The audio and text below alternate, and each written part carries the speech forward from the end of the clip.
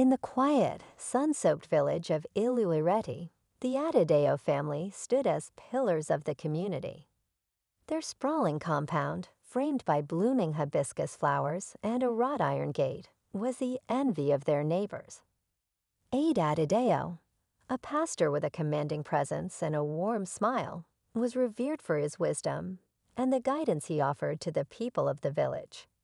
He was often seen leading prayers, mediating disputes, and organizing charity drives that fed the hungry and clothed the poor. Bola Adedayo, his wife, embodied the virtues of grace and humility. Her soft voice and gentle touch were a comfort to many, and she was known for her tireless efforts to support her husband's ministry. Whether she was preparing meals for church gatherings or offering a listening ear to a neighbor in need, Bola's presence exuded warmth and compassion. Their daughter, Yitund, was the jewel of the family.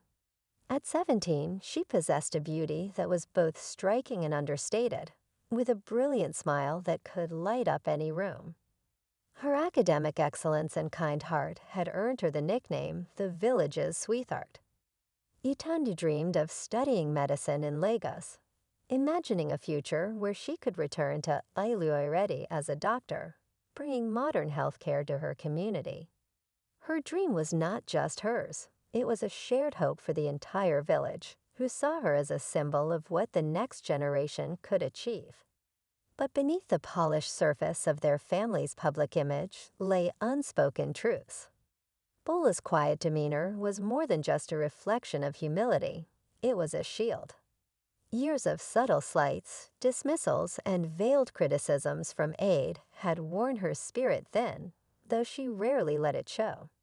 She had learned to suppress her feelings, convincing herself that her silence was a necessary sacrifice for the stability of their family and the reputation of her husband. Yitund, perceptive and empathetic, had begun to notice cracks in her father's flawless image. She caught glimpses of the tension between her parents in the way her mother's smile sometimes faltered or how her father's tone would sharpen when he thought no one else was listening. She didn't dwell on these moments, dismissing them as the stresses of adulthood and ministry. But a growing unease lingered at the edges of her awareness, like a storm cloud on the horizon. The Adedayo family's life seemed perfect to outsiders, but behind closed doors, perfection was a carefully maintained illusion. And the first cracks were about to appear. It began on a quiet evening when Itundu was helping her mother clean the house.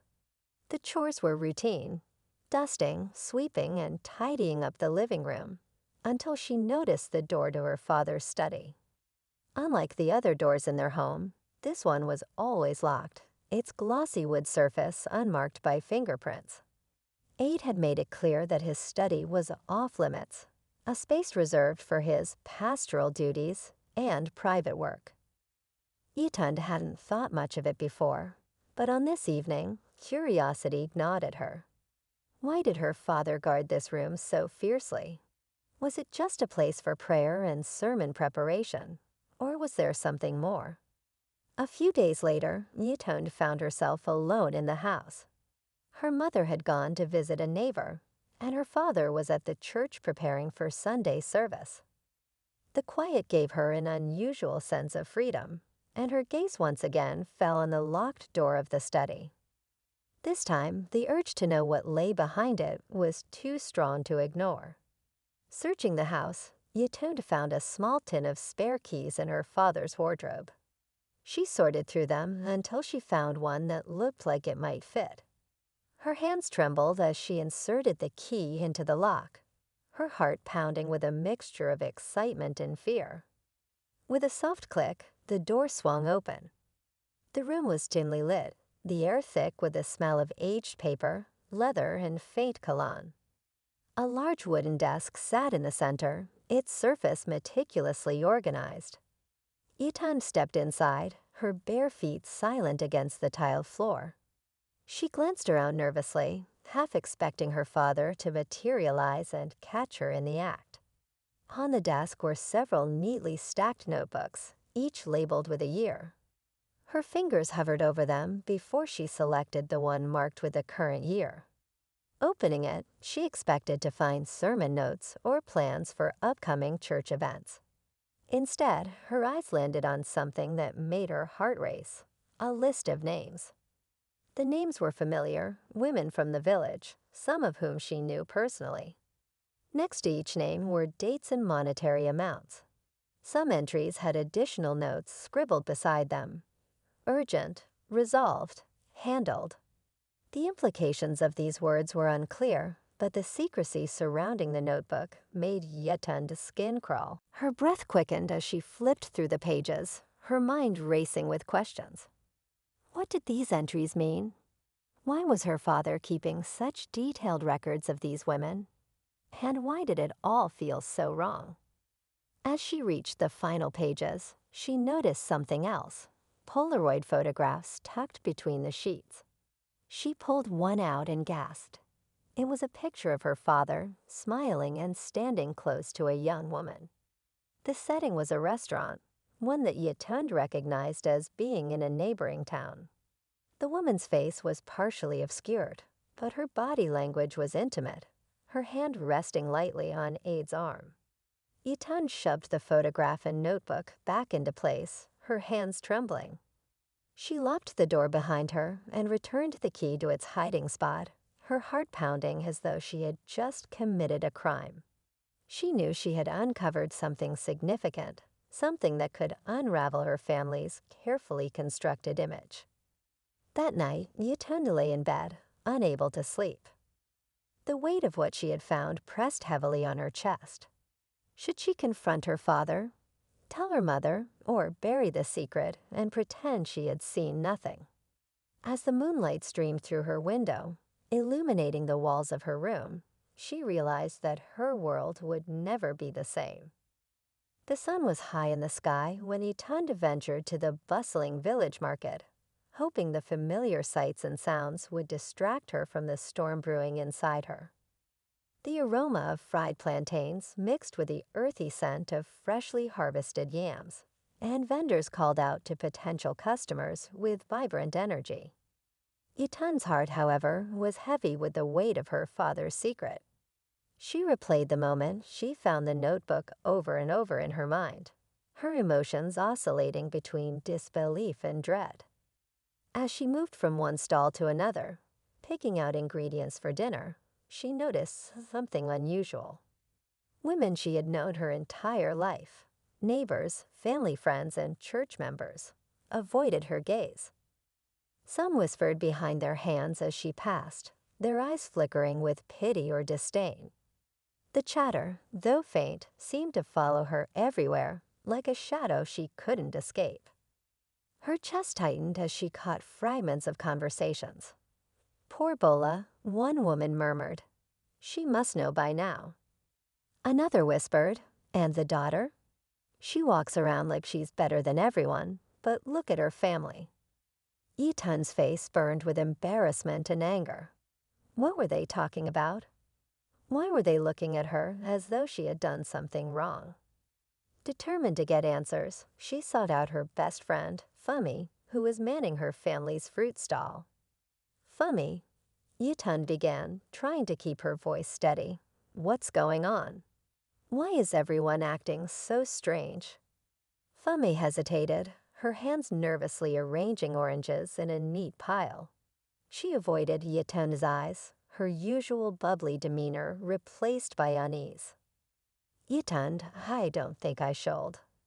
"Just tell me." Yetund snapped, her frustration bubbling over. "What are they saying?" Fummy sighed, glancing around to ensure no one was eavesdropping. "They're saying things about your father," she said quietly. "About arrangements he's made with some of the women in the village. They say he uses them."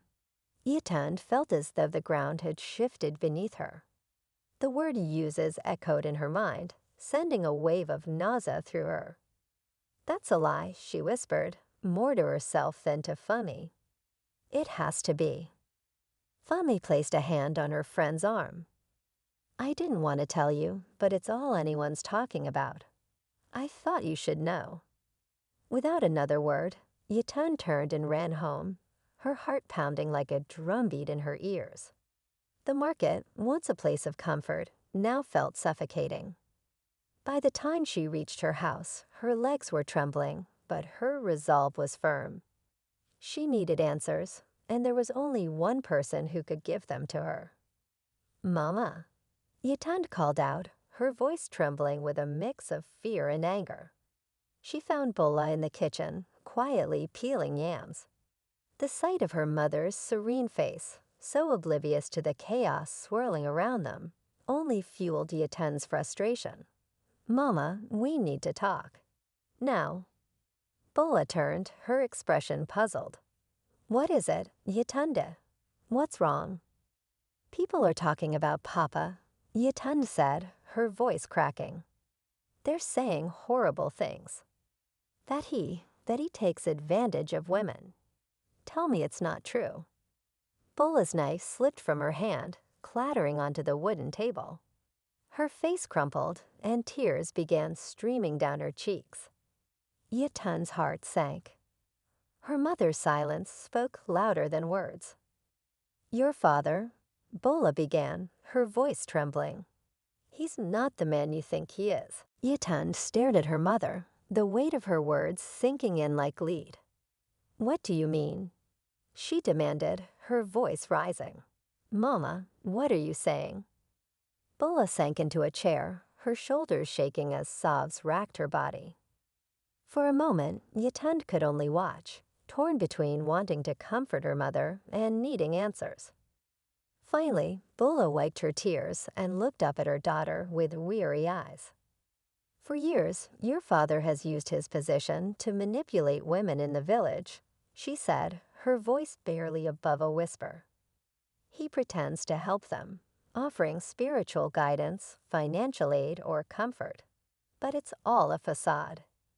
He preys on their vulnerabilities, Yitun." Yitun felt as though someone had punched her in the gut. "No," she said, shaking her head. "You're wrong. Papa's a good man. He's a pastor. He helps people." Bola's laugh was bitter and filled with pain. "That's what he wants everyone to believe. That's what I wanted to believe too. But I've seen the truth, Yitun. I've seen the way he looks at them, the way they avoid my eyes at church. I found things, messages, notes. I've heard their stories." "Then why didn't you do anything?" Yitun shouted, her voice breaking. "Why didn't you stop him?" Bola's face crumpled again. "What was I supposed to do?" she cried. "Leave and bring shame to our family. Who would believe me, Yitun? He's a man of God. And I stayed because I thought I was protecting you." "Protecting me?" Yitun repeated, her voice dripping with disbelief. "You let this happen. You let him hurt people, and you call that protection." Bola reached for her daughter, but Yitun stepped back, tears streaming down her face. "I'm sorry," Bola whispered. "I thought I was doing the right thing. I didn't know what else to do." Yitun felt disgusted, angry, and betrayed. The man she had idolized was a predator, and her mother, the woman she had always seen as strong and unshakable, had been complicit through her silence. She turned and stormed out of the room, needing space to process the truth. That night, Yitun lay awake in her bed, staring at the ceiling. The house, once a place of warmth and safety, now felt like a prison. The man she had called Papa was a stranger, and the mother she had trusted had been keeping secrets.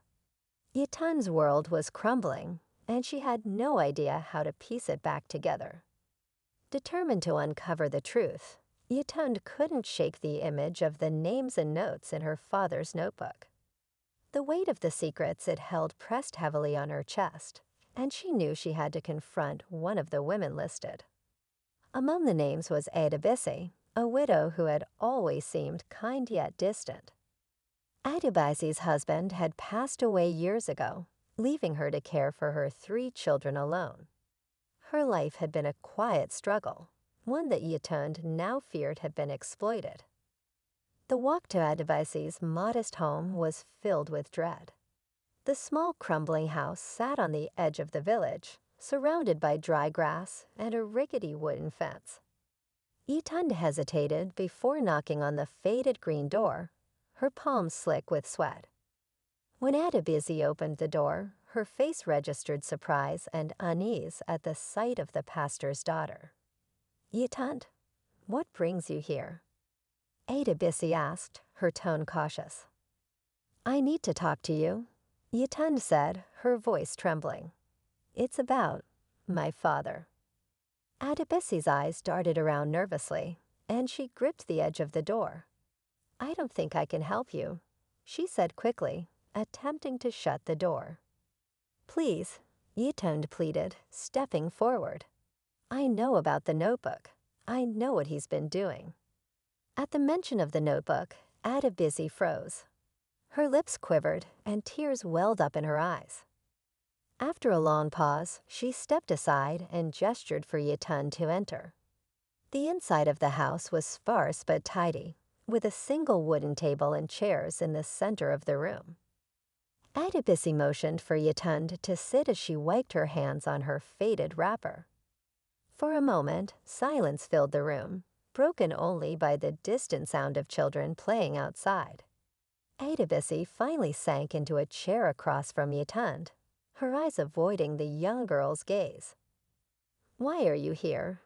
she whispered. Etund reached into her bag and pulled out the notebook, placing it on the table. "I found this," she said softly. "Your name is in it.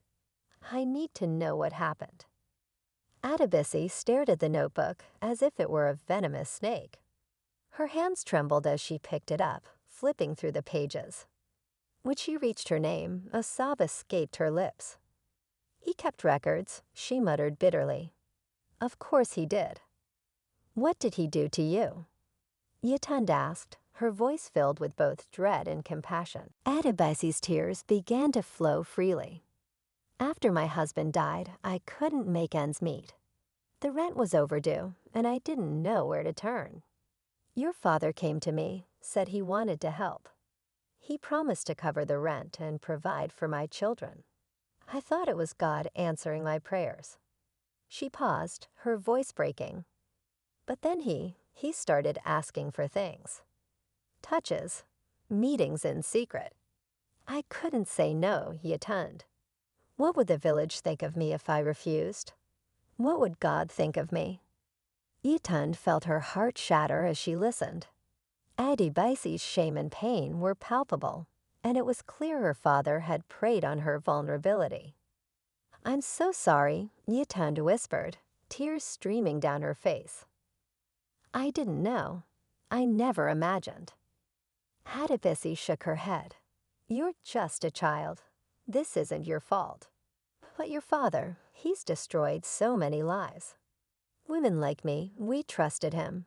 We believed he was a man of God." Etund stayed with Adebisi for hours, listening to her recount her pain and the ripple effects of Ade's actions. By the time she left, the weight of her father's sins felt unbearable. This wasn't just about her family. It was about a community betrayed. Etund returned home that evening, her resolve hardened by Adebisi's story. She could no longer stay silent. The truth needed to be spoken, no matter the cost. When dinner was served, she watched her father closely as he sat at the head of the table, eating as though nothing was amiss. Her mother sat in silence, her eyes downcast, while Tenny chattered innocently about her day at school. Etund couldn't hold it in any longer. She reached into her bag, pulled out the notebook, and slammed it onto the table. The sound echoed through the room, silencing everyone. "What is this?" Etund demanded, her voice shaking with anger. "How could you do this to these women? To Mama? To me?" Ade froze, his fork halfway to his mouth. His face twisted with a mix of confusion and anger. "What nonsense are you talking about, girl?" he barked. "Don't you dare raise your voice to me." Etund stood her ground, her hands trembling. I know everything, Papa. About Adebisi. About the other women. You've used your position to hurt people who trusted you. You're not a man of God. You're a monster." Ade's face turned red with fury. He stood abruptly, towering over Yetund. "You don't know what you're talking about," he growled. "You think you can accuse me in my own house? After everything I've done for this family? You've done nothing but tear this family apart." Yetund shot back. "You've humiliated Mama. You've betrayed the people who trusted you." Bola, who had remained silent, suddenly spoke. Her voice was soft but filled with pain. "She's right, Ade. This has to stop. You've destroyed enough lives." Ade turned to his wife, his expression one of shock and betrayal. "You too, Bola? After all these years, you choose now to turn against me." "Because I can't stay silent anymore," Bola said, her voice growing stronger.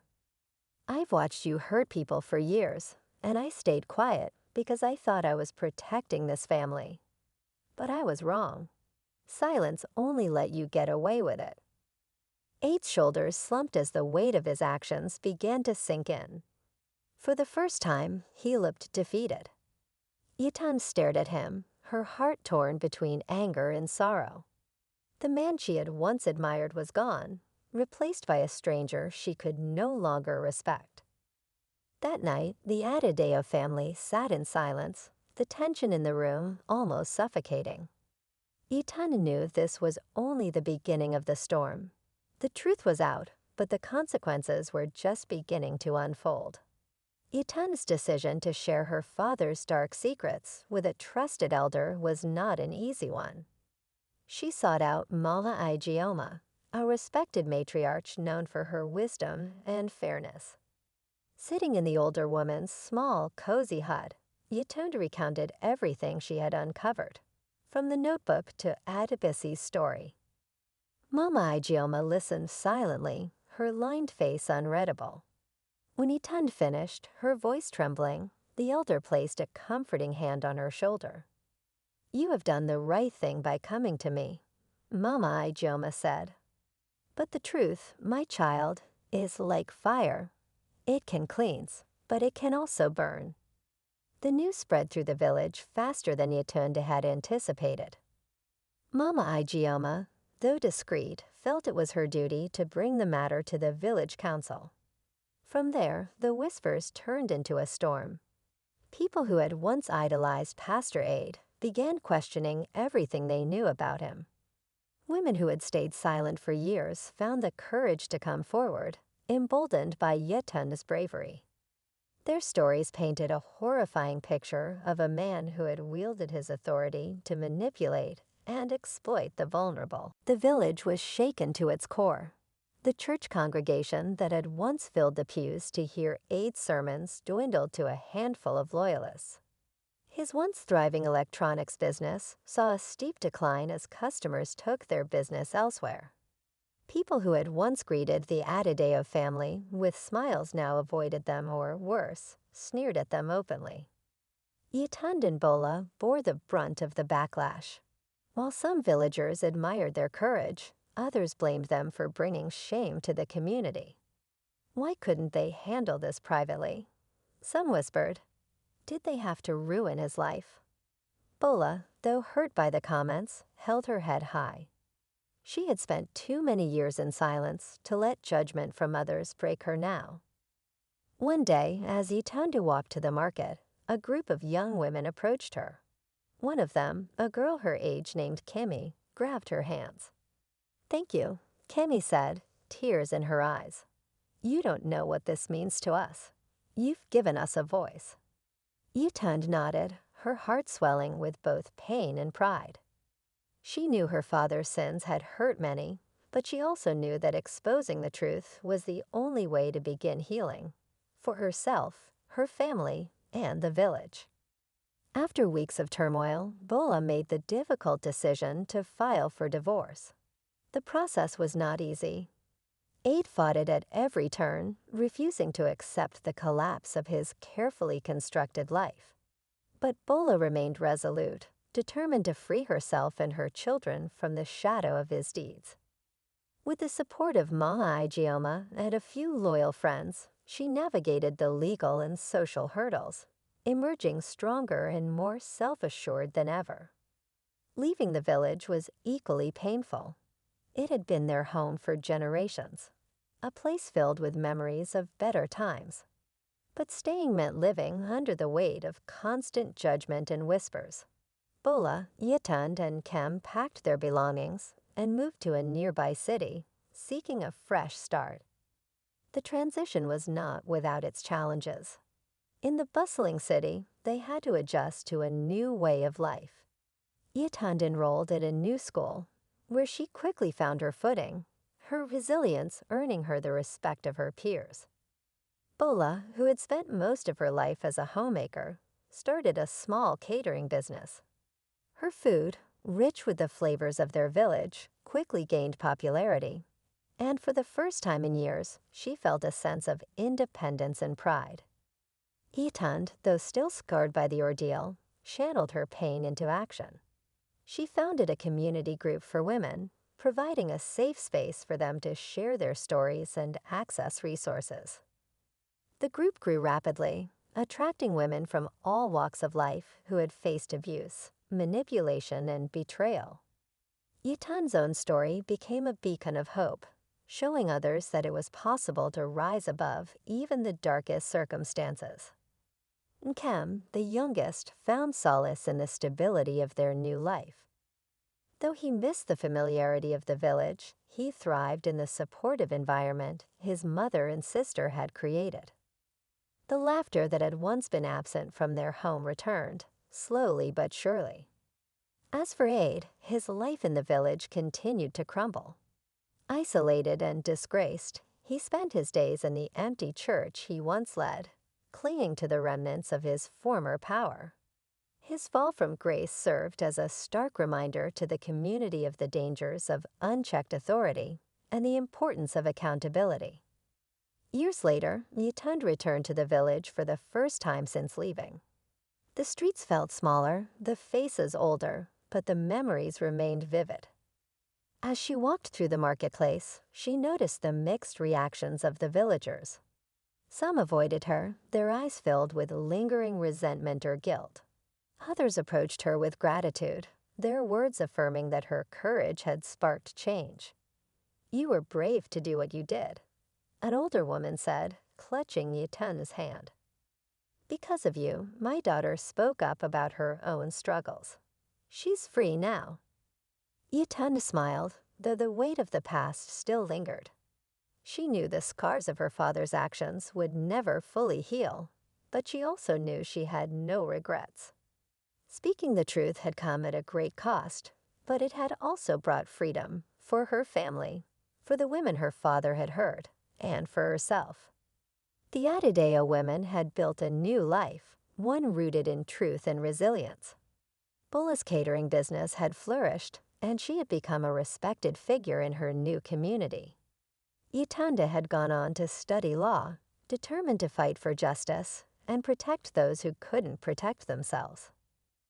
Kem, now a teenager, thrived in the supportive environment they had created. As Yitunda left the village, she felt a sense of closure. Her father's downfall was a painful reminder of the damage one person's greed and manipulation could cause, but it also underscored the power of truth and courage. The Adedayo family story was a testament to the strength it took to confront darkness and the hope that could emerge on the other side.